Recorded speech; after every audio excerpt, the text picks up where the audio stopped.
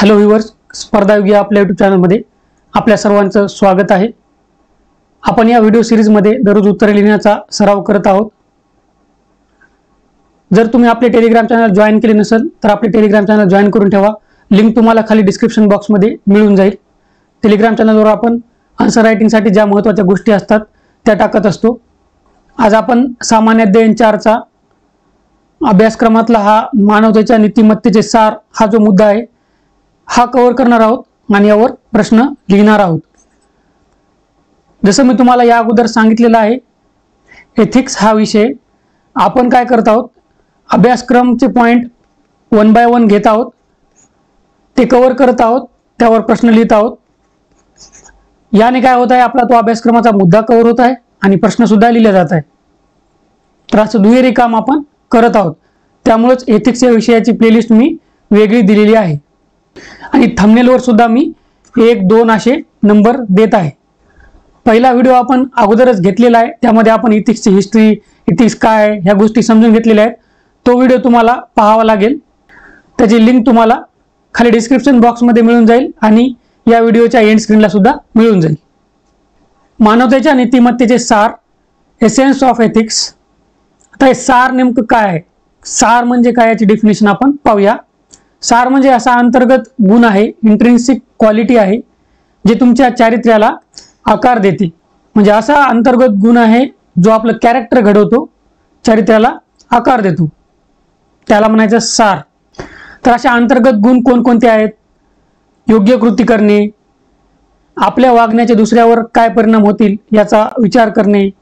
उदाहरणार्थ, समजा एखाद्या वेळेस आपल्या आईकडून भाजीत मीठ जास्त झालं असेल तर आपण आईला रागवणे की आई तू भाजीत मीठ इतकं टाकलं, असं कर, तुला येतच नाही स्वयंपाक, ही येते। तर ही जी गोष्ट आहे असं बोलून आपण आपल्या वागण्याचा आपल्या आईवर काय परिणाम होतो याचा विचार करत नाही। तसेच आपल्या निर्णयाची जबाबदारी आपण घेणे। आपण काही निर्णय घेतला तर आपण काय करतो, त्या निर्णय जर चुकीचा झाला तर आपण त्याची जबाबदारी दुसऱ्यावर ढकलतो की मी यामुळे येणं सांगितलं म्हणूनच असा निर्णय घेतला, त्याने सांगितलं म्हणूनच असा निर्णय घेतला। तर तसं करायचं नाही, आपल्या निर्णयाची जबाबदारी आपणच घ्यायची, तरच आपल्या चारित्र्याला चांगला आकार मिळेल। तसेच स्वतःचे हित विरुद्ध लोकांचे हित यांचे समतोल राखणे। तुम्ही अधिकारी झाल्यावर याचं चांगलं उदाहरण आहे भ्रष्टाचार न करणे।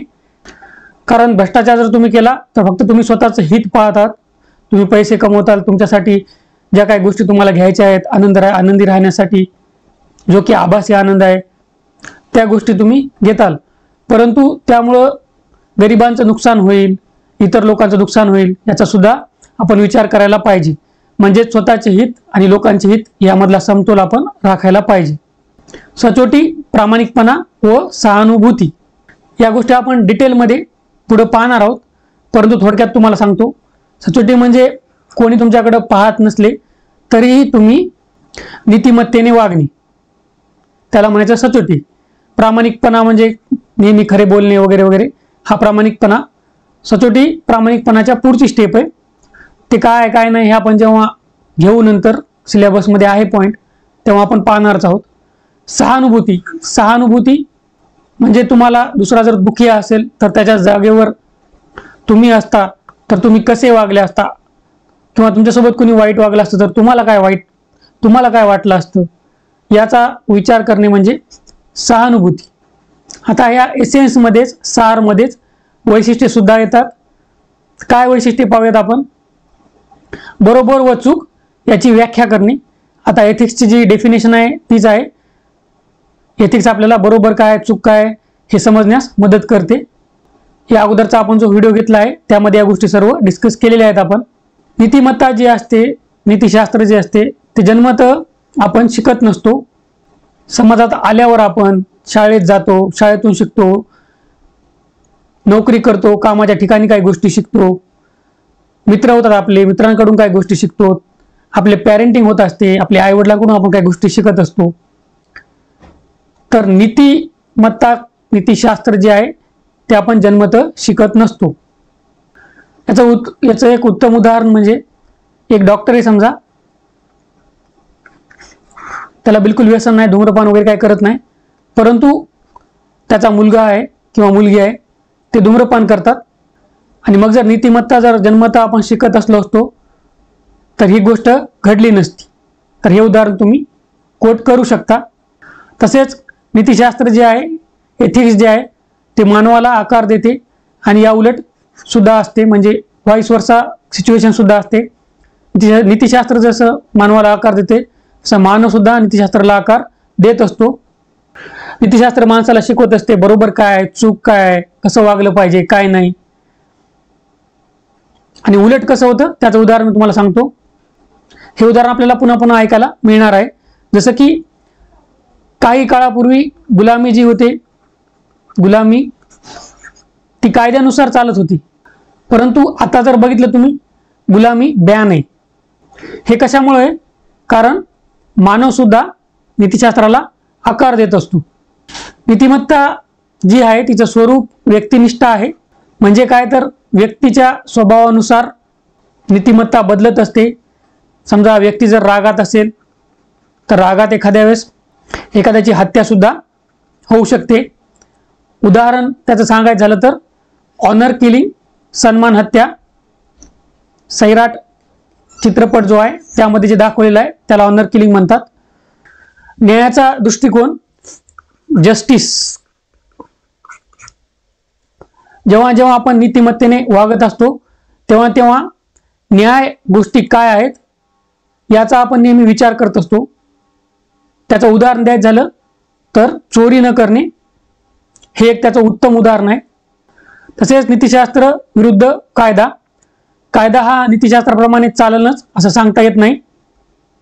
त्याचं उदाहरण द्यायचं झालं तर समजा एखादा पोलीस आहे आणि एखादा व्हिक्टीम आहे ज्याच्यावर गुन्हा घडलेला आहे. तो जर त्या पोलीस स्टेशनमध्ये गेला तर तो पोलीस त्याला म्हणतो की तुमच्याबाबत जो गुन्हा घडलेला आहे तो माझ्या अधिकार क्षेत्रात येत नाही, तो माझ्या अधिकार क्षेत्राच्या बाहेर आहे. आणि हे कायद्यात अशा गोष्टी दिलेल्या आहेत. परंतु नीतिमत्ता काय सांगते किंवा नीतिशास्त्र काय सांगते? आता नीतिशास्त्र, नीतिमत्ता असं आपण वापरलेला आहे. अभ्यासक्रमामध्ये सुद्धा इंटरचेंजेबली दोन गोष्टी वापरलेल्या आहेत. परंतु आपण पर्टिक्युलरली काय करणार आहोत? एथिक्स. एथिक्स जेव्हा विषयाबाबत आपल्याला बोलायचं असेल, एथिक्सचा आपल्याला युनिव्हर्सल अर्थ घ्यायचा असेल तर आपण नीतिशास्त्र वापरू, कारण ते एक शास्त्र या अर्थाने आपण वापरत आहोत. आणि एरवी आपण त्याला नीतिमत्ता असं वापरूया. तर मग नीतिमत्ता काय सांगते की तुमच्यावर जर गुन्हा झाला असेल, एखादा जर पीडित व्यक्ती तुमच्याकडे आला असेल तर त्याला तुम्ही मदत करणं तुमचं काम आहे. परंतु इथं तुम्ही काय सांगता? हा गुन्हा जो तुमच्यावर घडलेला आहे तो आमच्या अधिकार क्षेत्राच्या बाहेर आहे. आता पाहूया आपण नीतिशास्त्रावर परिणाम करणारे घटक कोणकोणते आहेत. धर्म. धर्माचं एक उदाहरण द्यायचं चांगलं उदाहरण द्यायचं झालं तर नॉनव्हेज. जैन लोकांमध्ये नॉनव्हेज बिलकुल अलाउड नाही. इस्लाममध्ये नॉनव्हेज खाण्यावर काहीच पाबंदी नाही. संस्कृती व परंपरा. पाश्चिमात्य संस्कृती आहे ती व्यक्तिवादी समजली जाते आणि भारतीय संस्कृती आहे ती परोपकारी समजली जाते. याचं उदाहरण द्यायचं झालं तर एकत्र कुटुंब पद्धती पाश्चिमात्य देशात आपल्याला पाहायला मिळत नाही.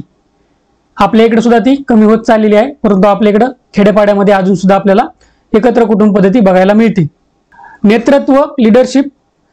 तर लिडरशिप प्रमाणे सुद्धा नीतिशास्त्रावर, नीतिमत्तेवर आपल्या परिणाम होत असतो.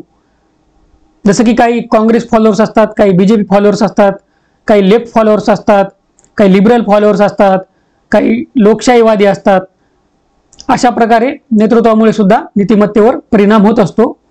भौगोलिक स्थानानुसार सुद्धा नीतिशास्त्रावर परिणाम होतो. उदाहरण द्यायचं झालं तर पश्चिम बंगालमधले जे ब्राह्मण लोक आहेत ते मासे खातात, कारण तिथे समुद्र किनारा असल्यामुळे जे ओशियन फूड आहे ते तिथं मोठ्या प्रमाणात उपलब्ध आहे आणि लोक त्याचे सेवन करतात. त्यांनी जर त्याचं सेवन केलं नाही तर त्यांना उपाशी राहावं लागेल. त्यामुळं भौगोलिक स्थानानुसार सुद्धा नीतिमत्तेवर, नीतिशास्त्रावर परिणाम होत असतो. वेळ सुद्धा परिणाम करते. जसं की बहुपत्नीत्व. तुम्ही जर भूतकाळात गेले तर अलाउड होतं हिंदू धर्मामध्ये सुद्धा, परंतु आता कायद्याने यावर बंदी आलेली आहे. इस्लाम वगैरे धर्मामध्ये अलाउड आहे, परंतु हिंदू धर्माबद्दल आपण बोलत आहोत. अनुभव सुद्धा नीतिशास्त्र तुमचं घडवण्यावर परिणाम करत असतो. उदाहरण त्याचं एकदम उत्तम द्यायचं झालं तर इतिहासामध्ये, प्राचीन इतिहासामध्ये अशोक राजा होता, मौर्य राजा होता अशोक. तुम्ही ऐकलं असेल, त्याने एक कलिंग युद्ध केलेलं होतं. त्या कलिंग युद्धाच्या नंतर अशोकला खूप पश्चाताप झाल्यामुळं त्यानं ठरवलं की आता कोणाची हत्या करायची नाही, काय नाही, धर्मानं वागायचं वगैरे वगैरे. म्हणजे आपण म्हणू शकतो की अनुभवामुळे काय झालं, अशोकाची नीतिमत्ता बदलली. प्रेरणा, इन्स्पिरेशन, काही जण गांधीजीकडून प्रेरणा घेतात, काही जण भगतसिंग यांच्याकडून प्रेरणा घेतात. तर गांधीजीकडून जे प्रेरणा घेतात ते अहिंसावादी असतात आणि जे भगतसिंग यांच्याकडून प्रेरणा घेतात ते थोडे हिंसेला सुद्धा प्राधान्य देऊ शकतात काही गोष्टीमध्ये. तर आता रोजच्या जीवनातील काही उदाहरणे पाहू, म्हणजे हा मुद्दा जो आहे तो कंप्लीट होईल आणि तुम्हाला पूर्ण गोष्टी कळून येतील. आता आपण काही खेळ खेळत असतो, जसं क्रिकेट वगैरे काय खेळत असतो. एखाद्या दिवस आपण आऊट होतो आणि आऊट झालं तरी आपण काय करतो, आऊट नाही असं म्हणतो आणि आपल्याला माहित असतं की आपण आऊट आहेत. म्हणजे ही काय करतो, आपण खेळताना फसवणूक करतो. आता ही खूप छोटी गोष्ट वाटू शकते, परंतु या छोट्या छोट्या गोष्टी नंतर मोठ्या होत जातात. उघड्यावर कचरा न टाकणे. आता एक समजा बाग आहे, त्या बागेमध्ये लोक उघड्यावर कचरा टाकत आहेत, तिथं कोणी बघत नाही, काही नाही, आणि तुम्ही सुद्धा काय करतायत, सगळे टाकत आहेत म्हणून उघड्यावरच कचरा टाकत आहेत. तर हे आपलं जे वागणं आहे ते नीतिमत्तेनुसार बिलकुल नाही. नीतिशास्त्र काय सांगतं आपल्याला की तुम्ही नीतिमत्तेनुसारच वागलं पाहिजे. भले कोणी पाहू न पाहू, ते तुमच्या अंतर्गत असायला पाहिजे. कारण कोणी पाहू का न पाहू, पण तुम्ही पाहत असता, हे आपण लक्षात ठेवलं पाहिजे. तपासल्याशिवाय माहितीचा प्रसार करणे हे आजच्या काळामध्ये भरपूर होत आहे. सोशल मीडियावर आपण काय करतो, प्रसार माध्यमांवर एखादी न्यूज आली, एखादी बातमी आली, तुम्हाला व्हॉट्सअपवर मिळाली, तर तिचं फॅक्ट चेक न करता ती खरी आहे का खोटी आहे याची तपासणी न करता आपण तिला पुढे पाठवतो, शेअर करतो, तिचा प्रसार करतो. ही गोष्ट सुद्धा इथिकल नाही आहे. तसेच चुकीचे घडत असेल तर आवाज उठवायचा. उदाहरणार्थ तुम्ही एका कंपनीमध्ये काम करतात आणि तुमचा जो बॉस आहे तो तुमच्या ऑफिसमधील एका महिलेला हॅरॅस करत आहे, सेक्शुअली हॅरॅस करत आहे, तिच्यावर लैंगिक अत्याचार करत आहे. तरी चुकीची गोष्ट तुमच्या निदर्शनास आल्यावर तुम्ही यावर पाऊल उचलले पाहिजे. तुम्ही या गोष्टीची तक्रार केली पाहिजे आणि हे आहे नीतिमत्तेने वागणे. तुम्हाला एक दुसरी बाजू सुद्धा सांगतो, इथिक्स किती मजेदार आहे बघा. आता उदाहरणार्थ हीच गोष्ट धरा, चुकीचे घडत असल्यावर आवाज उठविणे. आता तुमच्या जे एरियाचा आमदार आहे, ते आमदार एका माणसाला मारत आहे आणि ते माणूस बिचारा गरीब आहे, याची काही चूक नाही. तुम्ही हे पाहत आहात आणि तुम्ही ते आमदार, तुम्हाला माहिती आहे रागीट आहे, तुम्ही जर त्याला काही म्हणले आणि तो आमदार तुम्हाला सुद्धा तसंच मारेल. मग आता इथं सांगा, तुम्ही या आमदाराला तुम्ही बोलताल का? आणि एथिक्स काय सांगते की चुकीचे घडत असल्यावर आवाज उठवायचा. मग हेच आहे की आवाज कसा उठवायचा हे सुद्धा महत्त्वाचं आहे. परिस्थिती पाहून सुद्धा आपल्याला आवाज उठवावा लागतो. नाहीतर तुम्ही गेले आवाज उठवायला आणि तुम्हालाच गोळी मारली, झाला एंड. इथिक्स सगळे एंड. मग ह्या आपल्याला पुढे शिकायच्या गोष्टी, या सर्व डायलेमामध्ये आपल्याला केस स्टडीज थ्रू या सर्व गोष्टी शिकायच्या आहेत. त्यामुळे एथिक्स मजेदार आहे. आता हा प्रश्न आहे बघा, मानवतेच्या नीतिमत्तेचे सार यावर टिपा लिहा व रोजच्या जीवनातील 5 उदाहरणे देऊन स्पष्ट करा. अभ्यासक्रमाच्या कोणत्या भागामध्ये हा प्रश्न येतो? अभ्यासक्रम आपण सुरुवातीलाच पाहिलेला आहे, कारण अभ्यासक्रमानुसारच हा मुद्दा घेतलेला आहे आपण. कीवर्ड, यामध्ये कीवर्ड स्पष्ट करा. टिपा लिहा, हे असे 2 कीवर्ड आहेत. टिपा लिहा म्हणजे काय, तर यावर तुम्हाला नोट लिहायची आहे. आपण ज्या गोष्टी पाहिलेल्या आहेत त्याच गोष्टी तुम्हाला इथे लिहायच्या आहेत. तुम्हाला उत्तर लिहिताना काही अडचण येत असेल तर आपलं टेलिग्राम चॅनल जॉईन करून ठेवा. टेलिग्राम चॅनलवर तुम्हाला मी उत्तर दिलेलं आहे, ते तुम्ही रेफर करू शकता. काय अडचण असेल तर तुम्ही कमेंट करून मला विचारू शकता. आशा करतो या व्हिडिओमध्ये तुम्हाला फायदा होईल. All the best. थँक्यू.